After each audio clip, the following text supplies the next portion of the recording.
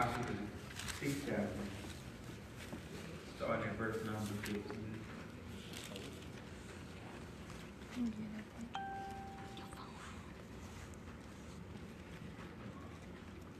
Amen.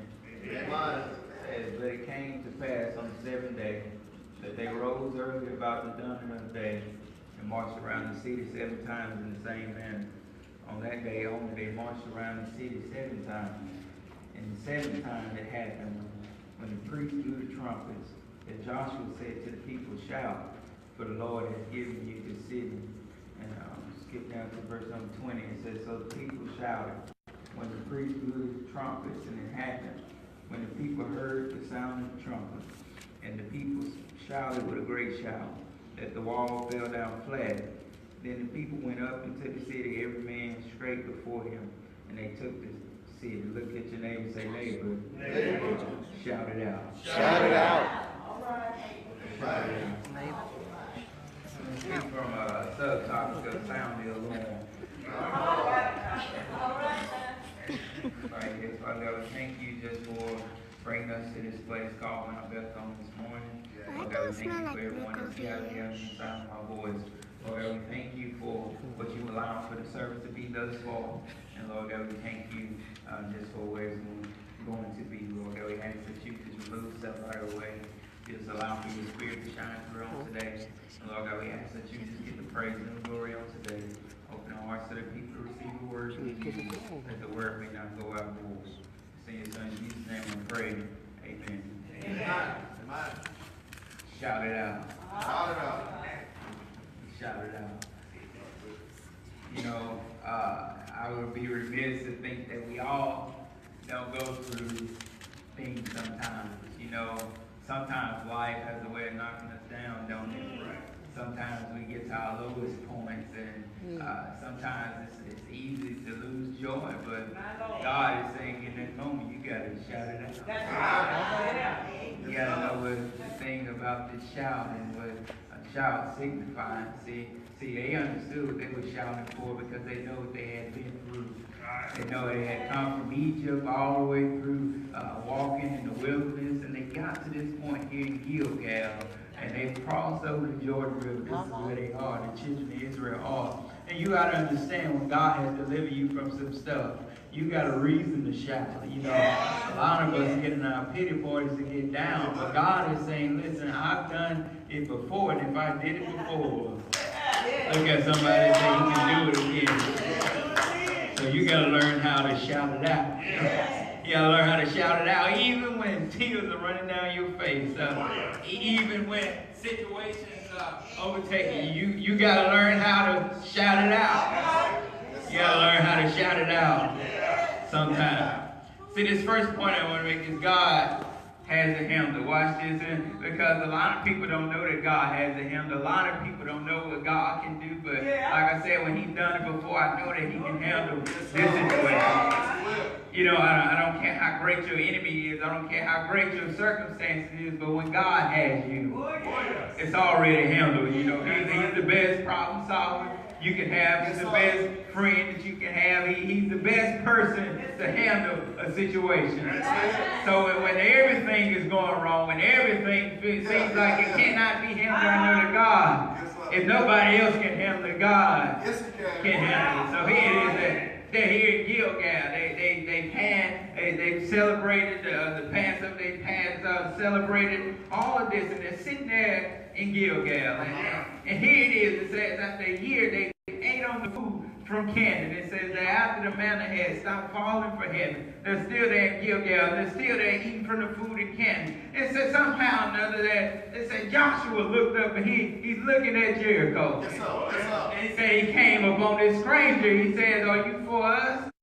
He said, "Are you for them?" He said, "No." He said, I'm a commander of the Lord's army. You got to understand that sometimes, you know, when you're down in your situation, won't God send an angel your way? Sometimes when you're not expecting to encounter God, you're coming to His presence. And he told Joshua, he said, listen here. He said, the place where you're standing is holy ground. He said, take off of your shoes. He said, because where you're standing is holy ground. So where it was, he said, listen here. He said, I'm the commander of the Lord's army. He said, so watch this. He said, he saw Jericho and he saw that nothing was going in and nothing was coming out. So you got to understand sometimes that even when you've been camped on somewhere for a year, that God has already handled your problems. See, your enemy had something to fear when they've encountered God, because they didn't do anything for the entire year that the children of Israel were there in Gilgal. So nothing was going in and nothing was coming out. Yes, sir. Yes, sir. So he realized, he said, listen, first of all, I'm on holy ground. So he understood it was already promised to him. And then he understood that everything was at a standstill. So he was in the best position himself too. Yes, sir. Yes, sir. Because they didn't have to worry about anybody attacking them, because he understood that how can you attack somebody when you're at a standstill. So he said, listen here. He said, I promise you that this, I've already handled it. He said, I've already given it to you. And watch this. He said, have given. Right? And have given is a perfect present tense. If you don't understand it, if you remember in English, a perfect present tense is something describes an action that's in the indefinite time. So indefinite means that it may have happened in the past, but that means that it continues into the future. So it's not only that he had given it, but he said, even in the past, and even right now, I'm still giving it to you. Nothing changed. Nothing has changed from before. He said, no, if I already given it to you, it's already yours. So he had already handled it. He said, it's already yours. It's already handled. Jericho has already been given to you. He said, but you need to follow these instructions that I'm giving you in order for it to go according to plan. So the second point is God has a plan. Some people don't know that God has a plan. You just think that you're going through stuff just to go through it, but God has a plan for you. And you need to be careful sometimes, because you need to learn how to have faith in God. Because a lot of people don't have faith in Him. A lot of people don't think that He can handle it, but God has already handled it. And when He handled it, He has a plan for it. Yes, sir. So I understand that sometimes I might be going through some things. I understand that I might have a bad report. I understand that I may not have money in my pocket, but everything is working according to plan. Because sometimes God do things on His time so He can get the glory for it. So that when you come through, you know it was not you who brought yourself out, but it was God who delivered you. So sometimes He'll give you a plan that does not make sense. Sometimes He'll give you a plan that's not been worked out yet. Sometimes He'll give you a plan that has not been tested, but He understands that it's already handled. All you need to do is to follow the instructions. So He gave them a plan. He gave them a plan so that they could capture Jericho. So He gave them a plan. You got to understand, Jericho was surrounded by walls. So they had walls at the bottom, and then they had another wall. So they said these walls about 30 feet tall. The ones at the base that said about 18 feet tall. So you got to understand that sometimes you may encounter some big things, but they ain't big enough for God. Sometimes you're going to encounter some situations, and the devil going to try to intimidate you by how big they are. But God is saying, just follow my plan. And I've already worked it out. So He said, listen here, Joshua. He said, this is what I'm instructing you to do. He said, you walk around the city one time for 6 days. He said, but on that 7th day, he said, what I want you to do is this. He said, I want you to get 7 priests. He said, then I want you to get 7 trumpets. He said, then on that 7th day, I want you to walk around 7 times. He said, but tell the people don't say nothing all the other time. He said, but when they hear the trumpet sound, shout it out. He said, shout. And then the walls are going to fall flat down on that final day. He said, only on that 7th time.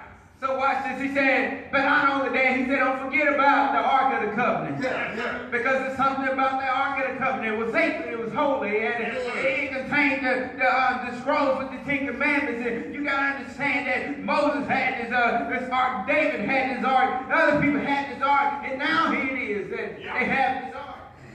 This holy thing. Yes, sir. And here it is that he wants them to carry this Ark of the Covenant. So here it is that, here it is, this holy thing. He says that carry this ark before you. He said, but then put some other people in front of it with swords. He said, and let y'all just march around. He said, have your horns to the trumpet so that they may be able to sound it. So here it is. He said, he said, third point, you got to follow God's plan. So Joshua did what he did, what God said. He instructed the people of what God said, and he was assured after that because he understood that because God had already worked it out. And why did he say 7? Because 7 means completion. That's right. And when God does something, he not only completes it, but he perfects it. Because that's what it also means. He has a perfect plan. He perfects it. And you don't have to worry about it again because he'll complete it for you. So he said, listen, he said, watch this, people. He said, we're going to do this for one day. He said, we're going to march around. Then said they did it on the second day. He said for 6 days they did. They walked around the wall. He said that they went back to the camp. Yes, sir. You know, some people are trying to handle something that's not for you to handle. Some people are trying to handle things that's already been handled. When God told you just to walk around and you want to stay there too and you want to fuss and you want to fight with it. But God is saying just return back. You ain't got to worry about that. Because I already worked it out. He didn't tell them to sit there and try to attack Jericho, but he told them to march around it. Don't even say a thing. Just let the priest blow the horn. He said just walk around it. And then after you do that, turn back to camp. Yes, sir. Yes, sir. Because it's already handled. And so then it is that if you look at Jeremiah 29:11, he said, if I know the plans I have for you. He said, thoughts of peace and not of evil, to give you an expected end. So he told Joshua, informed the priest, he said, to blow their horns. But he instructed the people to remain silent. Too many people are talking in this season. Too many people are trying to run their mouth when God is trying to work. He said, be silent and let me do what I do in this season. Just let them sound the trumpet, because this trumpet, you got to understand about what this means. This means that God's presence was here. And that means that he was warning Jericho that doom was on the way. So they had to understand that God's presence was at the base. And when God was with them, and they weren't going to be able to conquer them because they already knew that God was with the children of Israel. So he said, remain silent. Let the horns do the talking. So you be quiet and let God do the talking. Because they know already that I'm on my way. And when I come through, I'm going to wreck this whole city. Yes, sir. So you got to watch it sometimes because too many people are talking when God is trying to speak. So let God talk and let his actions speak for you. So here it is that they walked around for 6 times and they returned back. But then something happened on the 7th day. So this 4th point is you got to learn how to shout. So here it is that the children of Israel said, marched around Jericho 7 times with signal completion. But Joshua had already informed them to remain silent. He said, but when you hear on the 7th time, he said, when you hear the horns blow, when you hear the trumpets blow on that 7th time, he said, then I'll tell you to shout. Here it is that he told them to shout. He said, shout, for the Lord has given you this city. So they understood what they were shouting for. They weren't just shouting for no reason at all, but they were shouting because it was already done. So you got to learn how to shout over the situation. You got to learn how to shout over your circumstance. Because when you shout and let the enemy know that it's already done. Somebody's been sick in your body. Somebody didn't know how you're going to pay bills. Somebody's been worried about their children. But God is saying, shout it out. Shout it out on today. So it says that when the priest blew the trumpets, it says that Joshua instructed them, right now is the time to shout. That's somebody who's been going around 6 times. And you about to come around for your 7th, so you might get ready to shout. Because God has already delivered you. God has already completed it. So he understood that I'm going to shout right now. Because that means that God's presence is here. So he told them to shout right now. And it said they shouted. But let me tell you about a shout. Let me tell you about what a shout signifies. That signifies the sound of war. So that means that it's an incoming presence. That means it's time for war. So when my situations come, I'm going to go ahead and shout, because that means this means war. That means I'm ready to fight. I'm not backing down. I'm not going to cower down, but I'm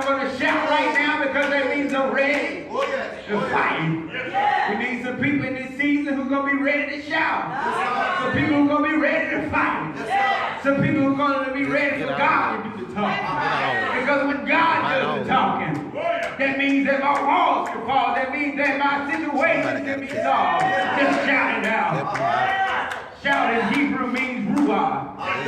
And ruah means to raise a shout or to give a blast. Or to blow in the Lord. Somebody got to sound the alarm on today. Sound the alarm on your situation. Sound the alarm over your circumstance. But then what I found particular about this word ruah, it means to break apart. Watch this. You gotta, when you blast and you sound the alarm, you'll break apart some things. You'll break apart your circumstances and situation. The enemy has to flee when you. Watch this. You gotta sound the alarm on today. When you sound the alarm, the enemy knows what's about to happen. So the shout just signified to Jericho that was sounding the alarm. And this means war. That means that we were coming into the city. That means that everything was already done. So he said, it had already been given to them. But then watch this, it said, so watch this, the children of Israel didn't know what would happen when they shouted. But they had faith that something would happen. They didn't know if the whole wall was going to fall down or what was going to happen, but they still had faith to shout it out. Sometimes you're not going to know what's going to happen. Sometimes you may get some black eyes and some bruises, but you still got to shout it out on today. Sometimes you may get knocked down and beat down, but you still got to, look at somebody and say, shout it out. So watch this, it says that in Hebrews 11:30, it says by faith. The walls of Jericho fell down after they were compassed about 7 days. So this fifth and final point is that your walls will fall. And then the Bible declares here, it says, so when the people shouted when the priest blew the trumpet. And it says when the people heard the sound of the trumpet, the people shouted with a great shout, not just a small shout, but a great shout. And some things they say a thunder shout. I don't know what a thunder shout is, but it must have been mighty loud. When you hear thunder, it means that it's loud and it scares you sometimes. Thunder means that a storm is on the way. Watch this, y'all didn't catch that. Thunder means that a storm is on the way. And God will scare your enemies sometimes. And they know when you shout that a storm is on the way. Oh Lord, when the storm is on the way, I know there's some things about to be shaken up and things about to happen. So you got to learn how to shout it out. In this season, it says that when they shouted with a great shout, that the wall fell down flat. The people went up into the city, every man straight before, and they took the city. Watch this by one. I want to tell you something right quick. So when it fell, it means fell in its place. A fell flat means that it fell right in its place. So it didn't just fall and scatter, but it fell right in place. So what happened was, and research has proven this, that when it fell down, that the bricks of the city, the bricks of the wall that fell down, that the people used it to step on up into the city. Watching, you may be encountering some situations in your life that seem like it has overtaken you. But those same bricks that were meant to block you out, those same bricks that were meant to cage you in, are the same bricks that God is going to use you to step on up. Somebody look at your neighbor and say, neighbor, shout it out. Somebody needs a ruah shout on today. And when you're down in your situation, when circumstances have overtaken you, those same walls that were up in my life are the same bricks I want to use to step on up into my situation.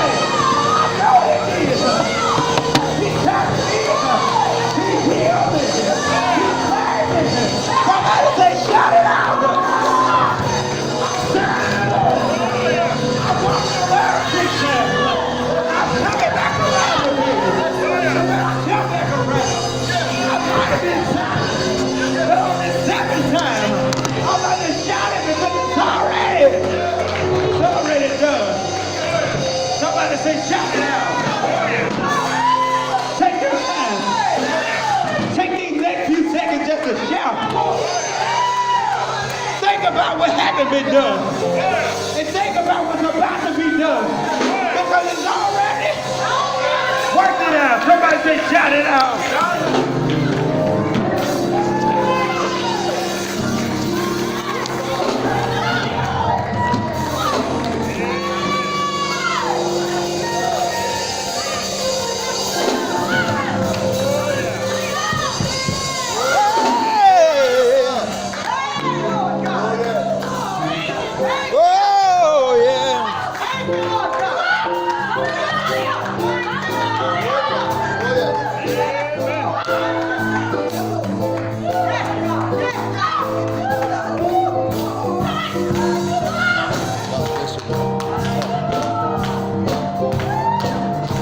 Whatever you want,